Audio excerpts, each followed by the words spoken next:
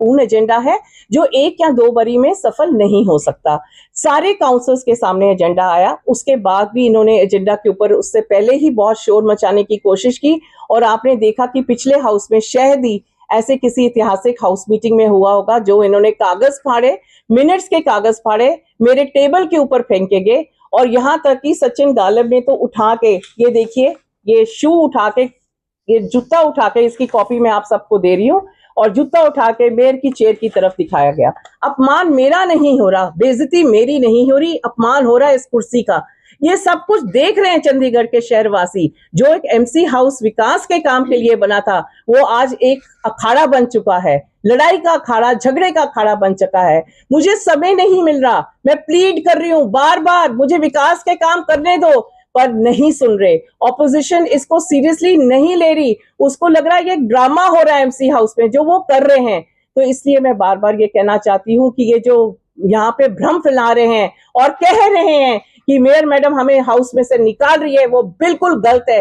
मैं शहरवासियों को बताना चाहती हूँ आपके माध्यम से कि उनको कभी बाहर नहीं निकाला जाता। पिछली बारी बाहर निकाला गया जब उनकी एक्ट बाहर कंट्रोल से निकल गई थी, जब उन्होंने कागज फाड़ दिए। एक गवर्नमेंट डॉक्यूमेंट को फाड़ना I think is absolutely illegal. और मुझे हार के अपने राज्यपाल को उनके बिहेवियर के बारे में कंप्लेन करनी पड़ी, क्योंकि कई लोगों ने मुझे बोला कि आप एक लाइव टेलीकास्ट इसका कीजिए ताकि आपको पता चले, कि लोगों को पता चले कि इनका क्या बिहेवियर हाउस में होता है। हमारे भी पार्षद हैं, डिस्कशन करते हैं, डिबेट करते हैं, कभी आपने इनको देखा ऐसे बिहेव करते, मिसबिहेव करते?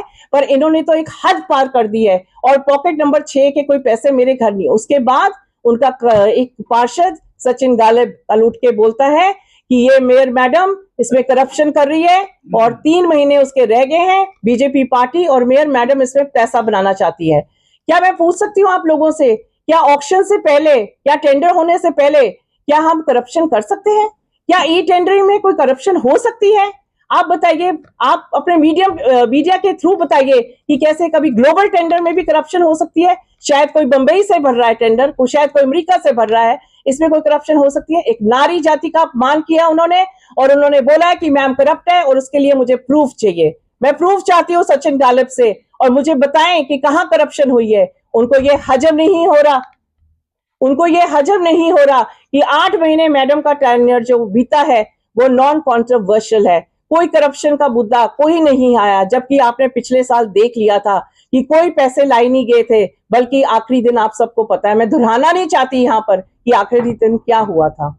तो मैं आपको यही कहना चाहती हूँ कि पॉकेट नंबर 6 बड़ी एजेंडा, आपको डेट वाइज मैं बता सकती हूँ कि ये 6 बड़ी मैं इसके अंदर लेके भी आई हूँ और इसके सारे मिनट्स लेके आई हूँ।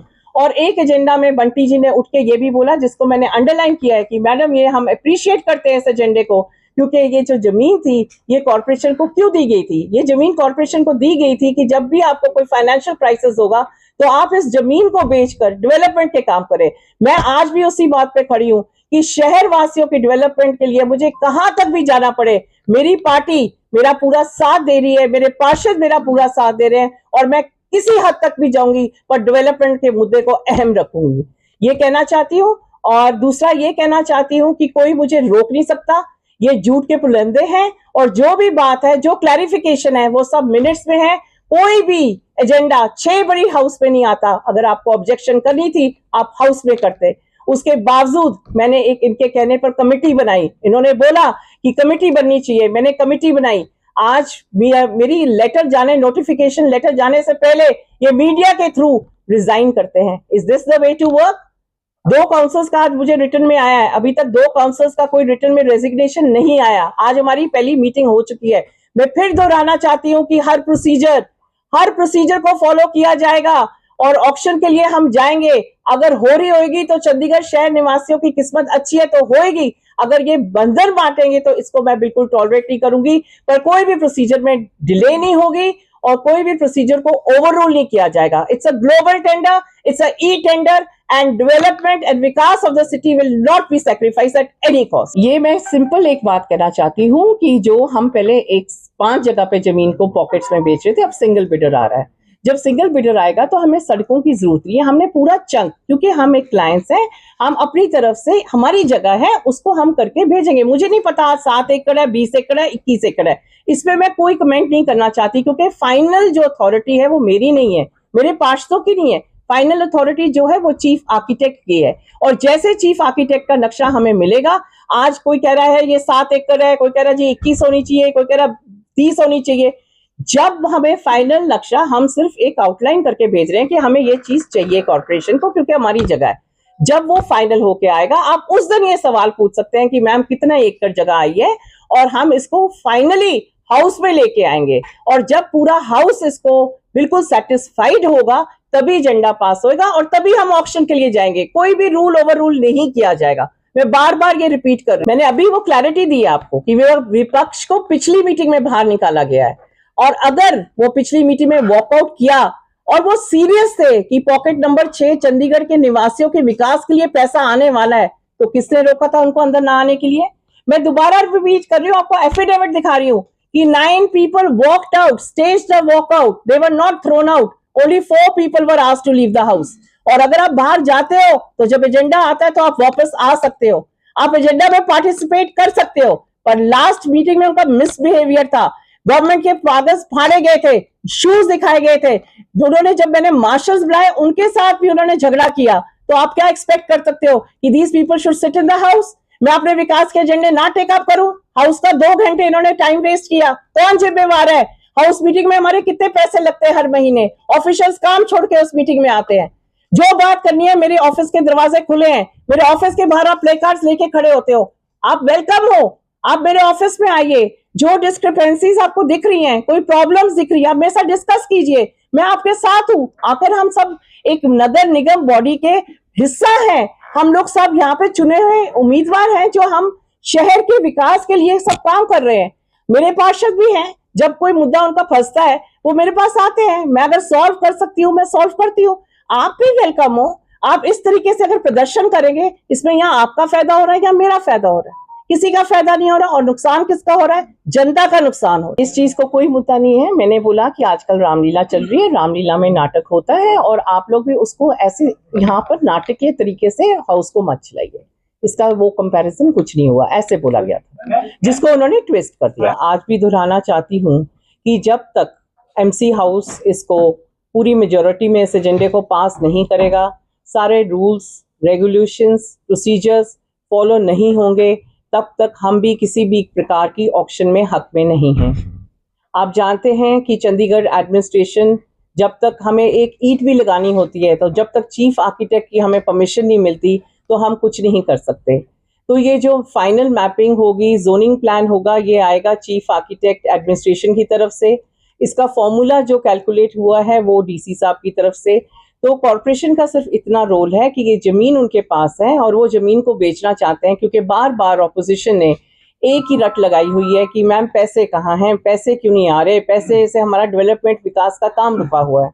आप सब जानते हैं कि हमारे साथ गवर्नर साहब की भी एक बड़ी मीटिंग हुई थी, उन्होंने भी बात की थी कि हमें अपना रेवेन्यू रेज करना चाहिए। पहले God helps those who help themselves. So उसी नीति पे हम चलकर हमने अपना रेवेन्यू बढ़ाने की कोशिश की है। आपने देखा कि कैसे 125 करोड़ रुपए की एक बड़ी ऐतिहासिक 125 करोड़ आया है, क्योंकि आज तक कभी भी नगर निगम में एडिशनल ग्रांट नहीं आई, तो वो हमें मिला। उसके साथ साथ हमने V3 रोड्स, जिनका बहुत बुरा हाल था, हर सिटीजन, हर नागरिक की कंप्लेन आ रही थी कि शहर ये चंडीगढ़ नहीं लगता, ये अब खूबसूरत ब्यूटीफुल चंडीगढ़ नहीं रहा, तो उनकी डिमांड को लेते हुए हमने V3 रोड्स, हमारी आर्थिक स्थिति को देख के हमने ट्रांसफर की थी एडमिनिस्ट्रेशन को। और जब, आज मैं फिर से रिपीट करती हूँ, जब हमारी फाइनेंशियल कंडीशन ठीक हो जाएगी, वो सड़कें वैसे ही वापस ली जाएंगी जैसे हमने पहले कम्युनिटी सेंटर बनाने को दिए थे और वापस हमें मिल गए थे। दूसरी बात, ये जो एजेंडा V3 का आया है, ये सबसे पहले मार्च में आया था। जनवरी 30 को मैंने अपना कार्यभार संभाला था और 30 मार्च को मैं एजेंडा लेके आई थी V3 सड़कों का, और तब इस पे ऑपोजिशन बहुत हुई और मैंने खुद बोला कि देखिए जी, सड़कें बहुत खराब हैं।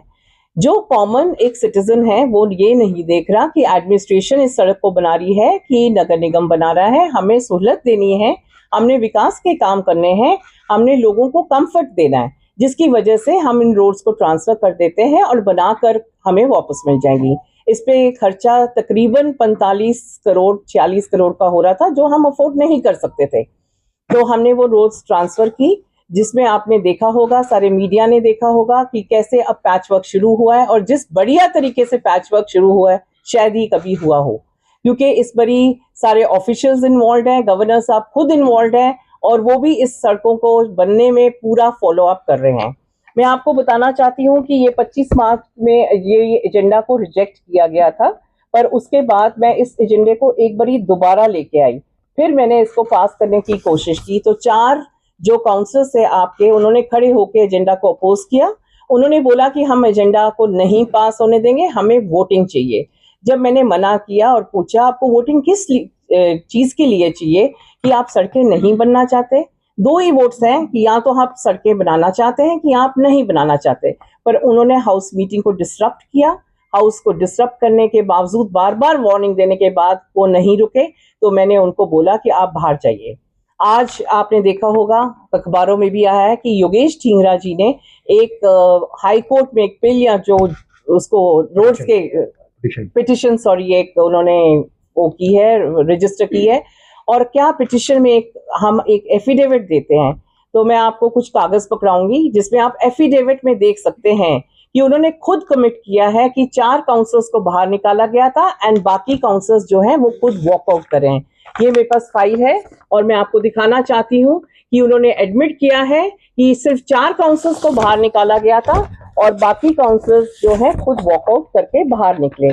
तो इसलिए जो बार बार ऑपोजिशन कह रही है कि हमें बाहर निकाला गया, वो बिल्कुल गलत है, वो गलत खबर है। मैं आपको अभी कागज निकाल के सारे दे देती हूँ, और मेरे पास पड़े हैं, और इसमें आपको अंडरलाइन करके आप देख लीजिए कि उन्होंने कमिट किया है कि only 4 councillors were asked to leave the house, the rest of the 9 councillors left the house on their own, and the agenda was passed with the sitting councillors with full majority to transfer the roles of V3 to the administration. So 2 बारी agenda आया, और second time agenda को हमने पास करके। पर मुझे हमेशा ये मेयर के खिलाफ इल्जाम लगाया जा रहा है कि आपने महापौर हमें हाउस से बाहर निकाला। तो आज ये क्लैरिफिकेशन मैं देना चाहती हूँ कि उनको हाउस से नहीं निकाला गया था, दे स्टेज्ड अ वॉकआउट, और जिसका एफिडेविट हाई कोर्ट में एडमिट हो चुका है। आप ये प्लीज कॉपी ले लीजिए, मीटिंग के बाद मैं आप सबको दिखाना चाहूंगी। भगवान का नाम और ध्यान घर में रहेगा हर वक्त, सकारात्मक प्रभाव वेदाक्ष धूप बत्ती से। रोज मोगरा और बेलपत्र की महक से लक्ष्मी का होगा वास। वेदाक्ष धूप बत्ती।